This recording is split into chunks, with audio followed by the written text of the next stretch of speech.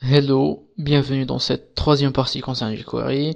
Donc aujourd'hui nous allons voir quelques événements, donc notamment le click, le mouse over, le mouse out. Donc c'est pratiquement les mêmes avec JavaScript. Donc je vous invite aussi à voir donc la documentation en ligne de jQuery. Donc c'est gratuit. Donc ce que je vais faire ici, je vais créer un input type submit, c'est-à-dire un bouton. Ok, donc je vais lui donner un ID, je vais dire submit aussi. Et value, on va dire donc valider. Ok, je ferme.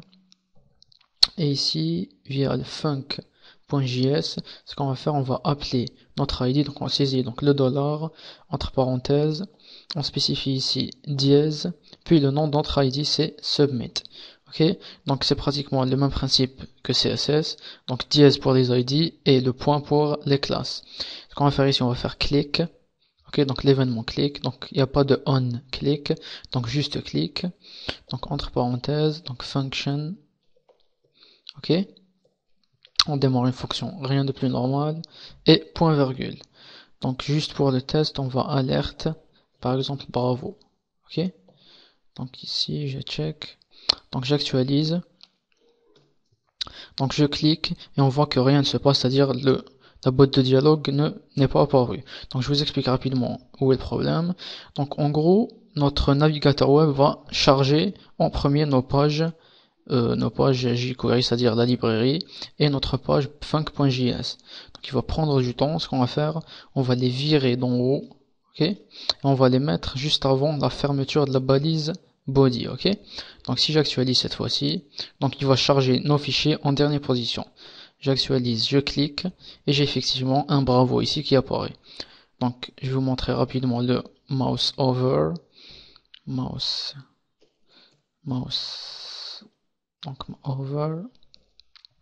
Donc le mouse over quand je mets le curseur de la souris sur donc le bouton. Donc c'est pas le but. Donc c'est pas mon but de vous montrer tous les événements. Donc ici, ce que je vais faire, je vais créer un div juste après mon bouton. Div ID, je vais dire texte. Ok. Et je vais dire donc le div je vais laisser ici vide. Donc ok. Donc je laisse ici vide. Et ce qu'on va faire, donc je vais appeler ici mon div, donc l'id c'est quoi? C'est texte, ok? Et je vais dire ici HTML, on va dire on va dire bravo, tu as cliqué, ok? Et ici avec CSS, je vais dire, je vais colorier donc le div en vert, donc texte,